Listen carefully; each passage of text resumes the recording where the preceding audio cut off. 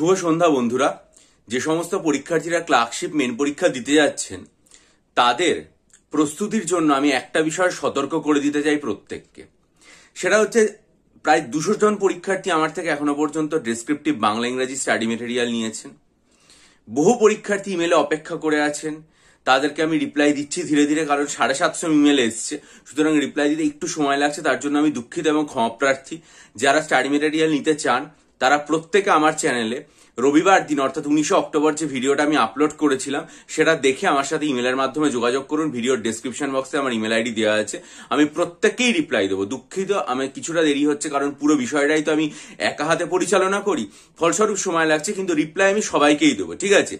আপনারা কিছুটা অপেক্ষা করুন। আর যারা একবার ইমেল করেছেন তারা 2-3 বার ইমেল করবেন না, তাহলে কিন্তু আপনারা উপরের দিকে চলে যাবেন, আপনাদের ইমেলের রিপ্লাই পেতে দেরি হবে, ঠিক আছে? আমি পরপরই উত্তর দিচ্ছি। যেটা বলার সেটা হচ্ছে পরীক্ষার্থীরা কোন বিষয়টার উপর গুরুত্ব দেবেন। একটা হচ্ছে কারেন্ট টপিকস নাকি ট্র্যাডিশনাল বিষয় যেগুলো রয়েছে সেগুলোর উপর। সাধারণত আমাদের পরীক্ষার্থীদের মধ্যে একটা টেন্ডেন্সি সবসময় দেখা যায় যে আমরা সাধারণত কারেন্ট টপিক যেগুলো রয়েছে সেগুলোর উপরই প্রস্তুতি নিতে চাই বা সেগুলোই ভালো করে পড়তে চাই। কিন্তু আপনারা যদি পাবলিক সার্ভিস কমিশনের বিগত কয়েক বছরের প্রশ্নপত্র দেখেন তাহলে যে জিনিসটা দেখতে পাবেন সেটা হচ্ছে কারেন্ট টপিক যেটা সেটার উপর ওয়েটেজ দেওয়া হচ্ছে মোটামুটি 30%, আর হয়তো মানে ট্র্যাডিশনাল টপিক যেটা সেগুলোর উপর ওয়েটেজ দেওয়া হচ্ছে প্রায় 70%। আমার কথাকে বিশ্বাস করার দরকার নেই, আমি পাবলিক সার্ভিস কমিশনের বিগত কয়েক বছরের প্রশ্নপত্র থেকে আমি আপনাদের সামনে উদাহরণ রাখছি।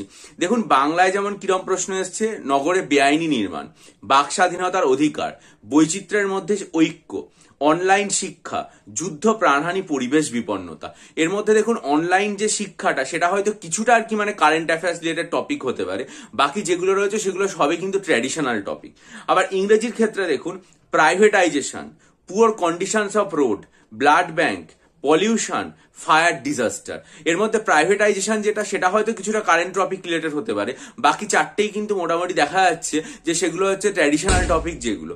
অর্থাৎ পাবলিক সার্ভিস কমিশন তাদের যখন প্রশ্নপত্র তৈরি করে রিপোর্ট রাইটিং বা প্রতিবেদনের ক্ষেত্রে তারা কিন্তু মূলত যে জোরটা দিয়ে থাকে সেটা হচ্ছে ট্র্যাডিশনাল টপিক বা আবহমান কাল ধরে চলে আসা টপিক।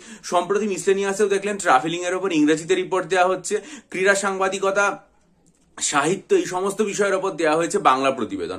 অর্থাৎ তারা কিন্তু কারেন্ট অ্যাফেয়ার্স রিলেটেড জিনিসপত্র দিচ্ছে না, দিচ্ছে ট্র্যাডিশনাল টপিক। তাই জন্য আমি যেটা করেছি আমার স্টাডি মেটেরিয়ালে সেটা হচ্ছে traditional topic, current affairs related topic তো অবশ্যই দেবো, কারণ সেগুলোও প্রস্তুতি নিয়ে রাখা জরুরি। পাশাপাশি ট্র্যাডিশনাল কিছু টপিকও আমি পরীক্ষার্থীদেরকে দিয়ে দিই বা আবহমান কাল ধরে চলা বিষয়গুলোকেও আমার স্টাডি মেটেরিয়ালের মধ্যে যুক্ত করি, যে ফলে যে কারণে আমার স্টাডি মেটেরিয়ালের রিপোর্টিং এর পরিমাণটা সবচেয়ে বেশি হয়। ভালো থাকুন, বিজয়ী হন, সফল হন।